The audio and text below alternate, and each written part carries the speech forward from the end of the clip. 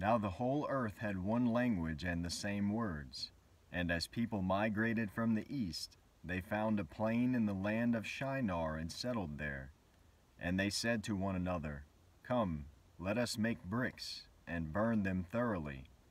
And they had brick for stone. And bitumen for mortar. Then they said, Come, let us build ourselves a city and a tower with its top in the heavens, and let us make a name for ourselves, lest we be dispersed over the face of the whole earth. And the Lord came down to see the city and the tower, which the children of man had built.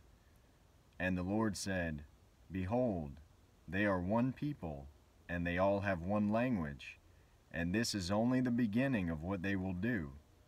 And nothing that they propose to do will now be impossible for them.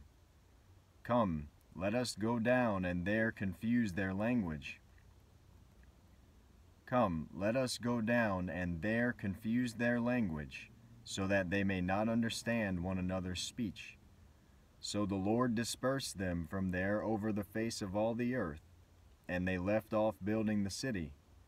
Therefore its name was called Babel, because there the Lord confused the language of all the earth. And from there the Lord dispersed them over the face of all the earth. These are the generations of Shem. When Shem was 100 years old, he fathered Arpachshad 2 years after the flood. And Shem lived after he fathered Arpachshad 500 years and had other sons and daughters. When Arpachshad had lived 35 years, he fathered Shelah. And Arpachshad lived after he fathered Shelah 403 years and had other sons and daughters. When Shelah had lived 30 years, he fathered Eber. And Shelah lived after he fathered Eber 403 years and had other sons and daughters.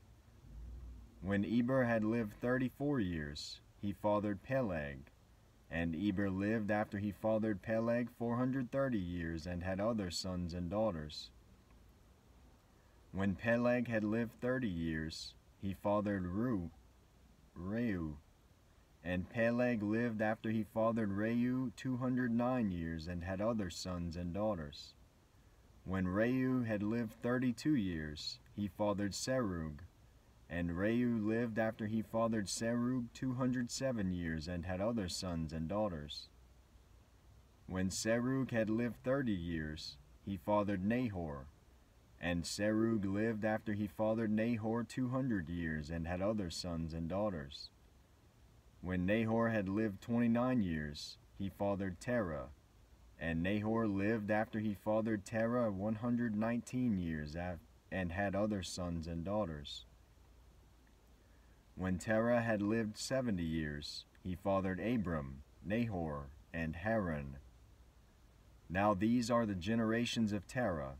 Terah fathered Abram, Nahor, and Haran fathered Lot. Haran died in the presence of his father Terah in the land of his kindred, in Ur of the Chaldeans. And Abram and Nahor took wives. The name of Abram's wife was Sarai, and the name of Nahor's wife, Milcah, the daughter of Haran, the father of Milcah and Iscah. And Sarai was barren, she had no child. Terah took Abram his son, and Lot the son of Haran, his grandson, and Sarai his daughter-in-law, his son Abram's wife, and they went forth together from Ur of the Chaldeans to go into the land of Canaan. But when they came to Haran, they settled there. The days of Terah were 205 years, and Terah died in Haran. Now the Lord said to Abram, Go from your country and your kindred and your father's house to the land that I will show you. And I will make of you a great nation, and I will bless you and make your name great, so that you will be a blessing. I will bless those who bless you, and him who dishonors you I will curse, and in you all the families of the earth shall be blessed. So Abram went, as the Lord had told him, and Lot went with him. Abram was 75 years old when he departed from Haran. And Abram took Sarai his wife, and Lot his brother's son, and all their possessions that they had gathered, and the people that they had acquired in Haran, and they set out to go to the land of Canaan. When they came to the land of Canaan, Abram passed through the land to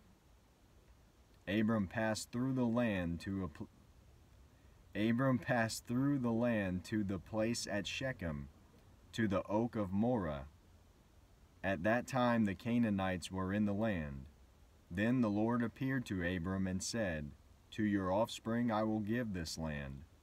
So he built there an altar to the Lord, who had appeared to him.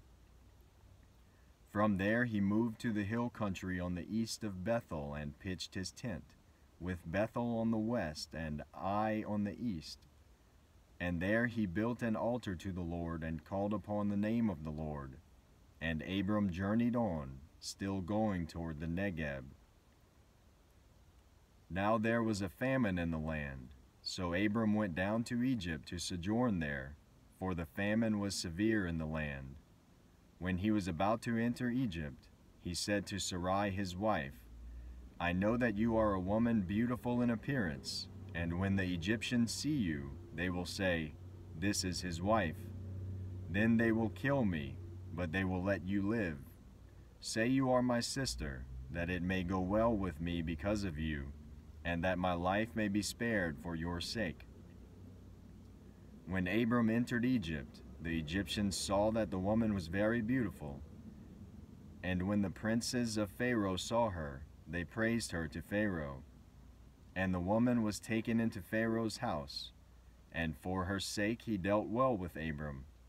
And he had sheep, oxen, male donkeys, male servants, female donkeys, and camels.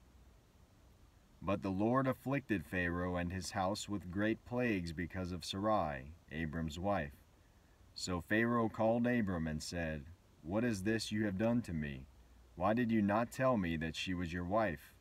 Why did you say, She is my sister, so that I took her for my wife? Now then, here is your wife, take her and go. And Pharaoh gave men orders concerning him, and they sent him away with his wife and all that he had. So Abram went up from Egypt, he and his wife and all that he had, and Lot with him, into the Negeb. Now Abram was very rich in livestock, in silver and in gold.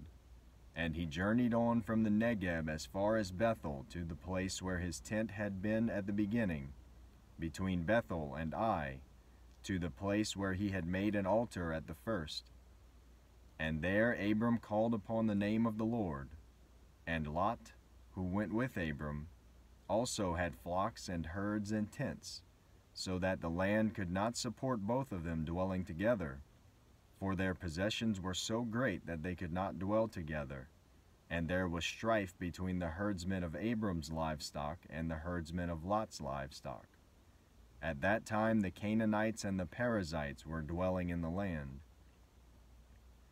Then Abram said to Lot, Let there be no strife between you and me, and between your herdsmen and my herdsmen, for we are kinsmen. Is not the whole land before you? Separate yourself from me. If you take the left hand, then I will go to the right, or if you take the right hand, then I will go to the left. And Lot lifted his eyes and saw that the Jordan Valley was well watered everywhere like the garden of the Lord, like the land of Egypt, in the direction of Zoar. This was before the Lord destroyed Sodom and Gomorrah. So Lot chose for himself all the Jordan Valley, and Lot journeyed east. Thus they separated from each other. Abram settled in the land of Canaan, while Lot settled among the cities of the valley and moved his tent as far as Sodom. Now the men of Sodom were wicked, great sinners against the Lord. The Lord said to Abram, after Lot had separated from him, Lift up your eyes and look from the place where you are, northward and southward and eastward and westward. For all the land that you see I will give to you and to your offspring forever. I will make your offspring as the dust of the earth, so that if one can count the dust of the earth, your offspring also can be counted. Arise, walk through the length and the breadth of the land, for I will give it to you." So Abram moved his tent and came and settled by the oaks of Mamre, which are at Hebron, and there he built an altar to the Lord. In the days of Amraphel, king of Shinar, Arioch, king of Elasar, Chedorlaomer, king of Elam, and Tidal, king of Goim. These kings made war with Bera, king of Sidon, Birsha, king of Gomorrah, Shinab, king of Admah, Shemeber, king of Zeboim, and the king of Bela, that is, Zor. And all these joined forces in the valley of Siddim, that is, the Salt Sea. 12 years they had served Chedorlaomer, and in the 13th year they rebelled.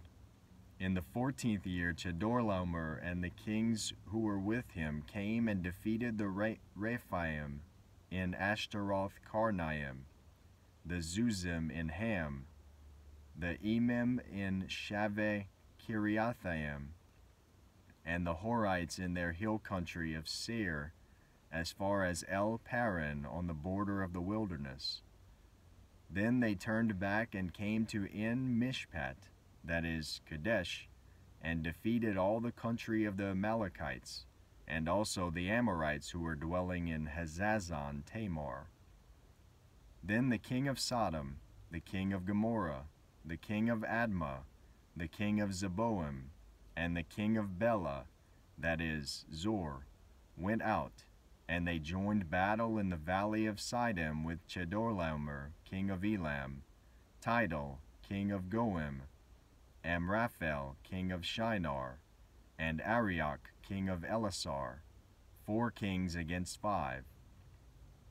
Now the valley of Siddim was full of bitumen pits, and as the kings of Sodom and Gomorrah fled, some fell into them, and the rest fled to the hill country. So the enemy took all the possessions of Sodom and Gomorrah, and all their provisions, and went their way. They also took Lot, the son of Abram's brother, who was dwelling in Sodom, and his possessions, and went their way. Then one who had escaped came and told Abram the Hebrew, who was living by the oaks of Mamre the Amorite, brother of Eshcol and of Aner. These were allies of Abram. When Abram heard that his kinsman had been taken captive, he led forth his trained men, born in his house, 318 of them, and went in pursuit as far as Dan.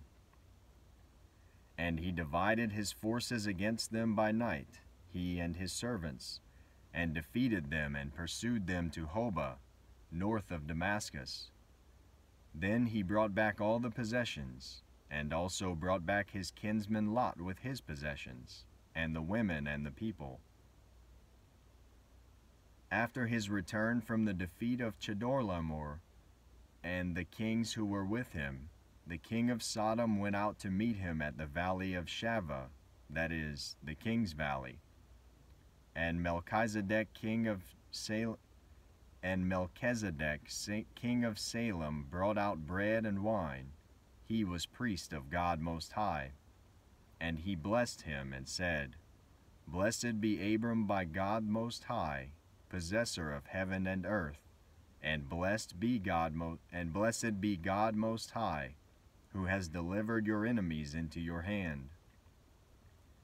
And Abram gave him 1/10 of everything. And the king of Sodom said to Abram, "Give me the persons, but take the goods for yourself." But Abram said to the king of Sodom, "I have lifted my hand to the Lord, God Most High, possessor of heaven and earth, that I would not take a thread or a sandal strap or anything that is yours, lest you should say, 'I have made Abram rich.' I will take nothing but what the young men have eaten, and the share of the men who went with me. Let Aner, Eshcol, and Mamre take their share." After these things the word of the Lord came to Abram in a vision. Fear not, Abram, I am your shield. Your reward shall be very great. But Abram said, O Lord God, what will you give me? For I continue childless, and the heir of my house is Eliezer of Damascus. And Abram said, Behold, you have given me no offspring, and a member of my household will be my heir. And behold, the word of the Lord came to him, This man shall not be your heir, your very own son shall be your heir. And he brought him outside and said, Look toward heaven, and number the stars, if you are able to number them. Look toward heaven, and number the stars, if you are able to number them. Then he said to him, So shall your offspring be. And he believed the Lord, and he counted it to him as righteousness. And he said to him, I am the Lord who brought you out from Ur of the Chaldeans to give you this land to possess. But he said, O Lord God, how am I to know that I shall possess it? He said to him, Bring me a heifer 3 years old, a female goat 3 years old, a ram 3 years old, a turtle dove, and a young pigeon. And he brought him all these, cut them in half, and laid each half over against the other. But he did not cut the birds in half. And when the birds of prey came down on the carcasses, Abram drove them away. As the sun was going down, a deep sleep fell on Abram, and behold, dreadful and great darkness fell upon him. Then the Lord said to Abram, Know for certain that your offspring will be sojourners in a land that is not theirs, and will be servants there, and they will be afflicted for 400 years. But I will bring judgment on the nation that they serve, and afterward they shall come out with great possessions. As for yourself, you shall go to your fathers in peace. You shall be buried in a good old age. And they shall come back here in the 4th generation, for the iniquity of the Amorites is not yet complete. When the sun had gone down and it was dark, behold, a smoking fire pot and a flaming torch passed between these pieces. On that day the Lord made a covenant with Abram, saying, To your offspring I give this land, from the river of Egypt to the great river, the river Euphrates, the land of the Kenites, the Kenizzites, the Cadmonites, the Hittites, the Perizzites, the Rephaim, the Amorites, the Canaanites, the Girgashites, and the Jebusites.